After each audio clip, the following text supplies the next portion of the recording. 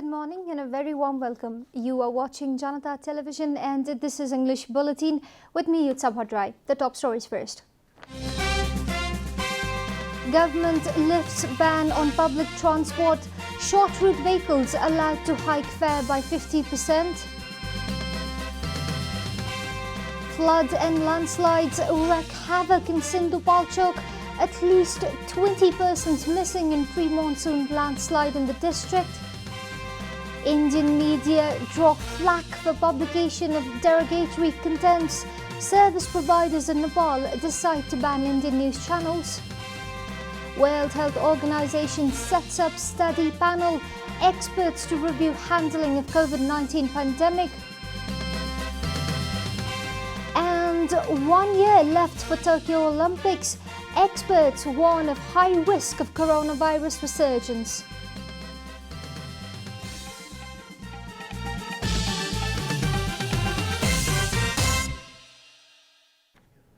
And now, the news in detail. The government has decided to lift the ban on public transportation, which has remained in force since it imposed lockdown on March 24. However, the Council of Ministers has decided that the public transport providers will have to maintain necessary safety standards to resume the service. Public vehicles will be allowed to operate on condition that they carry 50% passengers of their total capacity. Only short route vehicles will be allowed to resume the service for the time being, informed government spokesperson Dr. Yuvraj Khatioda. Such vehicles will be allowed to operate only within the respective districts. However, in case of Kathmandu Valley, the vehicles will be allowed to operate between Kathmandu, Bhaktapur and Lalitpur.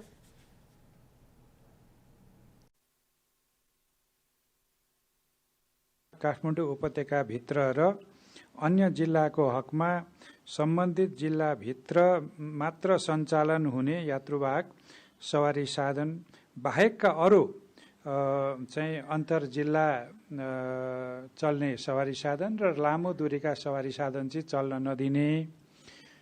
तर काठमाडौँ उपत्यकाको 3 जिल्ला र अरू उपत्यका बाहिर जिल्लाभित्र चाहिँ सार्वजनिक सवारीका साधनहरू चल्न दिने भन्ने यो निर्णय हो।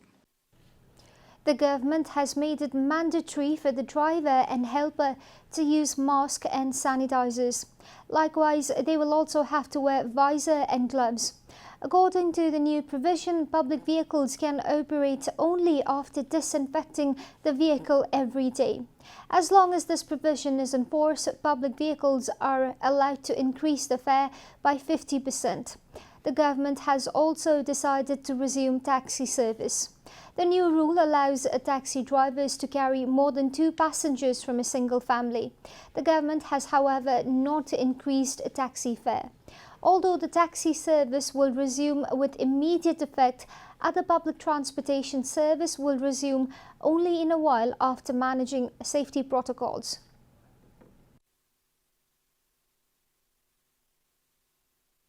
काठमाडौँ उपत्यकाको हकमा काठमाडौँ उपत्यकाभित्र र अन्य जिल्लाको हकमा सम्बन्धित जिल्लाभित्र मात्र सञ्चालन हुने ट्याक्सी चालक बाहेक बढीमा 2 जनासम्म र परिवारभित्रको भए 5 वर्ष मुनिको बालबालिका समेत सवार हुने गरी त्यो ट्याक्सी पनि चल्न दिने भन्ने निर्णय भएको छ।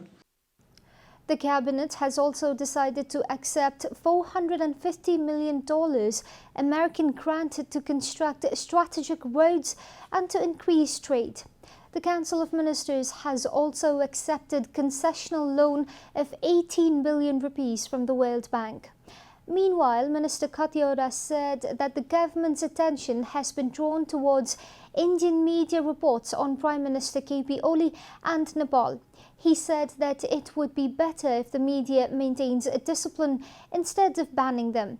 He also warned that the government would initiate actions through diplomatic channel if the Indian media continues the current trend. Floods and landslides have wreaked havoc in different places around Barabise and Bhotekosi rural municipality in Sindhu Palchok district. 4 people injured in the calamity have been airlifted to capital for treatment. Subhas Tamang and Savita Basnet of Barabise were rescued via Kailash Air helicopter and admitted to Kailash Hospital. Likewise, Furba Tamang and a child from Bhotekoshi Rural Municipality were airlifted by a mountain air chopper.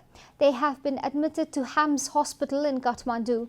Sindhupalchok police informed that they have recovered 2 bodies from landslide debris so far. Around 20 persons are still missing in landslide. Police informed that they have intensified the search for the missing.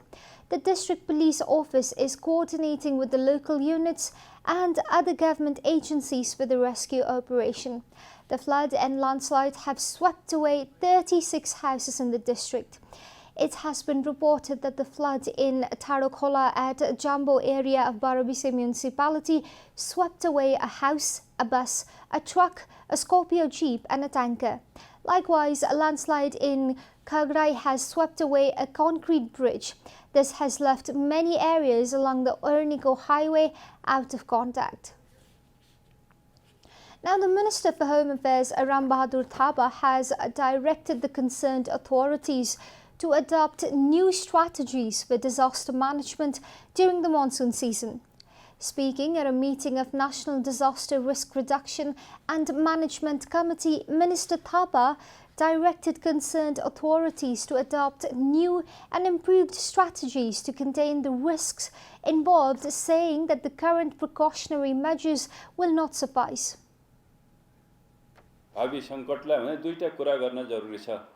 अब हामीले हाम्रो सतर्कता, हाम्रो केन्द्रको कार्य समिति, यस्ता सम्बद्ध सबै विभागहरू, सबै सरकारवाला चाहिँ संघ संस्थाहरू जो यसैता आबद्ध छन् चाहिँ हामीले हाम्रो सतर्कतालाई एउटा उच्च अवस्थामा पुर्याउन जरुरी छ। हाई अलर्ट जसलाई हामी भन्छौं। Landslides and flood due to monsoon have posed a serious threat to citizens' life and property this year and requires apt solutions, Minister Thapa added. जनताको जीवधनमा ठूलो समस्या उत्पन्न गर्ने गरेको छ। हामीले यही संकटलाई कसरी सामना गर्ने भन्ने सन्दर्भमा मनसुन पूर्व हामीले यो विपद व्यवस्थापन यो कार्य समितिको पनि हामीले बैठक गरेका थियौं। हामीले पूर्व तयारी गर्नको निम्ति stating that the government is already facing mammoth challenges this year with coronavirus and its impact on human health and economy, Minister Thapa urged everyone to remain prepared for tackling landslide and flood in the coming days. This is Janata Bulletin. We'll be right back after a short break.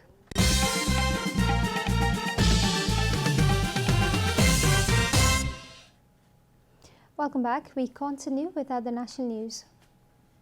Samajwadi Party's disgraced leader Sarita Giri has been relieved of her duties as Member of Parliament. The Parliament Secretariat issued a notice yesterday informing that the post of lawmaker, which Giri held until her recent controversy, has now been vacated. Giri had courted controversy for her anti-national remarks on the new map of Nepal. She had even registered a motion to revise the Constitution Amendment Bill at the Parliament Secretariat against the party's directive. Samajwadi Party had decided to expel Giri from the party and post of MP for making remarks against the interest of the country. Samajwadi Party had informed the Parliament Secretariat about its decision to withdraw her nominations to the House of Representatives. Meanwhile, Giri has said she will move the court against the party for the injustice done to her. Nepal cable service providers yesterday decided to stop airing Indian news channels in Nepal. Multi-system operators have stopped broadcasting all Indian news channels except the state-owned Doordarshan. The move comes after Indian news channels came under fire in social media for defaming Prime Minister KP Sharma Oli and Chinese ambassador to Nepal Hao Yang. Zee Hindustan went as far as broadcasting extremely derogatory and fabricated content. The news channel made a false accusation that the Chinese ambassador to Nepal has been honey-trapping Prime Minister Oli. Nepal government is yet to come up with an official statement regarding the issue. News channels and their primetime debates have been using foul language against Nepal and Prime Minister KP Sharma Oli after Indo-Nepal border dispute reached new heights last May. Experts in the media fraternity have slammed the Indian media for compromising with basic ethics of journalism. Lack of research is clearly visible among many such debates that are only keen to scandalize the border dispute. Nepal Press Council has suggested the government of Nepal to confront such baseless and offensive contents and reports presented by Indian media through diplomatic measures and even take legal actions if required. Indian news channels have time and again faced a severe backlash within India for being biased. Health authorities have confirmed 108 new cases of coronavirus in the country. According to the Ministry of Health and Population, the total number of coronavirus cases in Nepal has reached 16,531 as of yesterday evening. Meanwhile, spokesperson at the ministry, Dr. Jageshwar Gautam, informed that 7,891 people have so far recovered from the disease. कोभिड-19बाट संक्रमण मुक्त भई 24 घण्टामा discharge हुनुहुनेहरूमा जम्मा 139 जना हुनुहुन्छ र जम्मा 7,891 जना discharge हुनुभएको छ। आजको जम्मा संक्रमित हुनेहरूको संख्या 108 छ र आजसम्मको जम्मा 16,531 छ। The government has kept 24,425 people in quarantine facilities across the country. Likewise, the number of people receiving treatment in isolation stands at 8,605.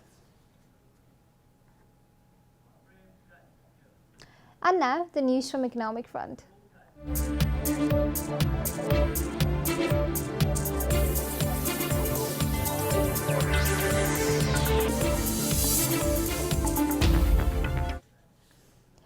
The Asian Development Bank has provided loan assistance of 6 billion rupees to Nepal.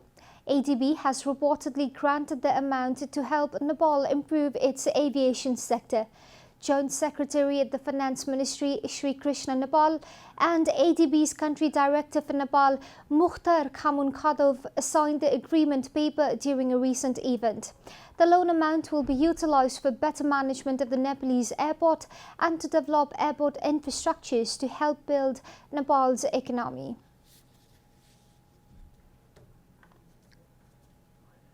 We'll be taking a short break here at Janata Bulletin. Stay tuned for international and sports news.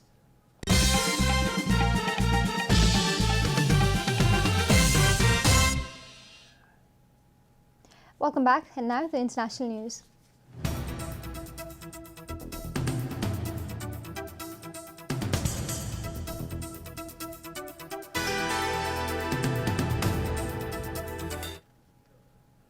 The World Health Organization said yesterday it was setting up an independent panel to review its handling of the COVID-19 pandemic and the response by the governments worldwide. According to Reuters, the announcement follows strong criticism by US President Donald Trump's administration. The US government had accused the WHO of being China-centric. The US had also sent a formal notification on Tuesday saying it was withdrawing from the United Nations agency in a year's time. Former New Zealand Prime Minister Helen Clark and former Liberian President Ellen Johnson Sirleaf have agreed to head the panel. WHO Director General Tedros Adhanom Ghebreyesus said, "The magnitude of this pandemic, which has touched virtually everyone in the world, clearly deserves an honest evaluation." Tedros told a virtual meeting with representatives of WHO's 194 member states.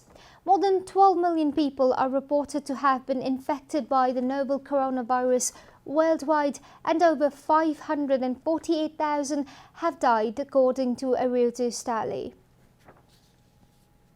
India has conveyed its concerns to the United States about new immigration order that could force a large number of Indian students to return home, India's foreign ministry said yesterday. According to Reuters, US President Donald Trump's administration issued a new rule this week for foreign students. The rule would bar the students from remaining in the United States if their universities are not holding in-person classes during the upcoming fall semester because of coronavirus. India's Foreign Ministry spokesperson Anurag Srivastava told a news conference that they have urged the US side that they need to keep in mind the role that educational exchanges and people-to-people relations have played in the development of their relations. You are watching Janata Bulletin, and now the latest from the world of sports.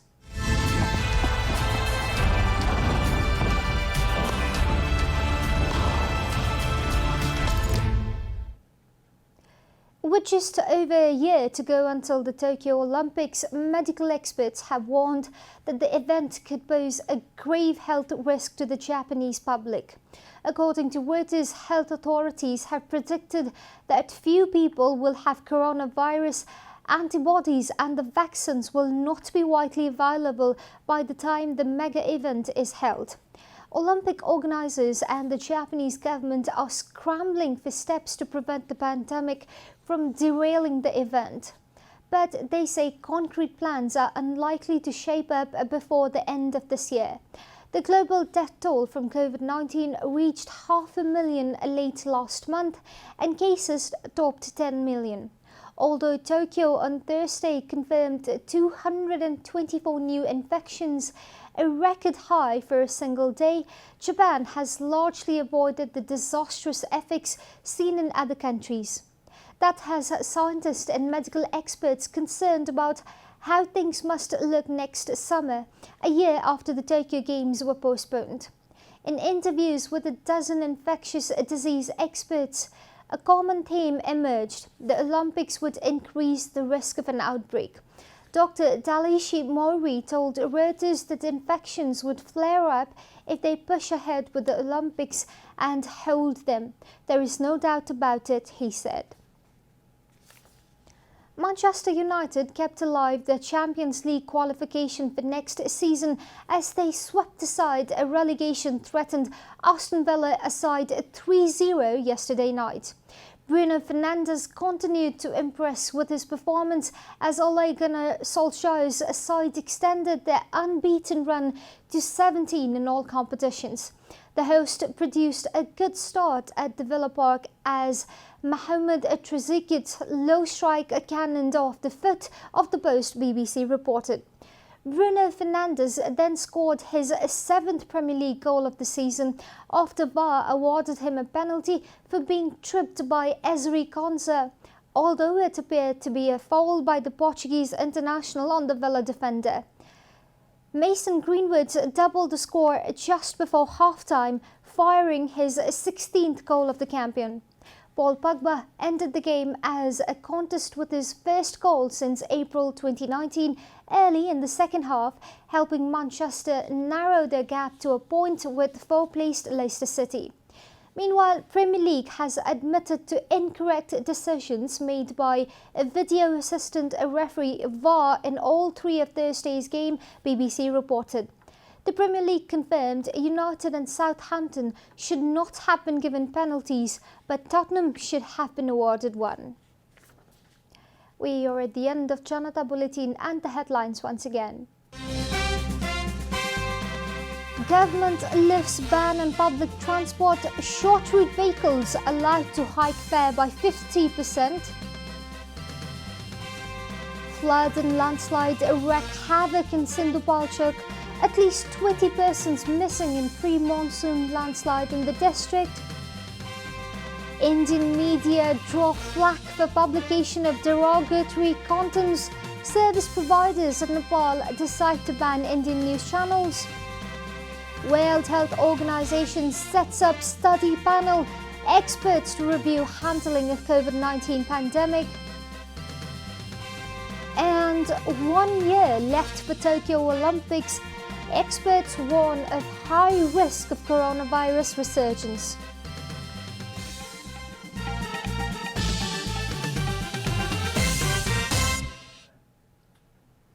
And that's all from the English News Desk for today. You can follow Janata Television and our programs on various social media platforms, including on our website at janatasamachar.com.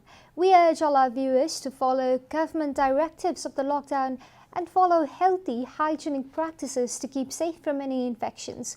Keep washing your hands. Keep watching Janata Television. Namaste.